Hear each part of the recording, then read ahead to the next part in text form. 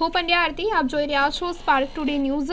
નેત્રંગવાલિયા અને ઝઘડિયા તાલુકામાં હરહંમેશ કાર્યરત ટ્રાઇબલ કિંગ ગ્રુપ સેવાના કાર્ય કરી રહ્યા છે।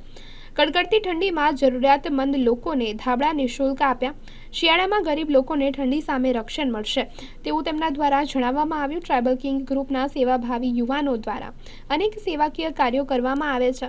હાલ શિયાળાના સમયમાં કડકડતી ઠંડી પડી રહી છે, ત્યારે પાકા ઘરમાં રહેતા લોકો પણ ઠંડીથી ઠૂંઠવાય છે, ત્યારે જરૂરિયાતમંદ લોકોની હાલત કફોડી બની છે।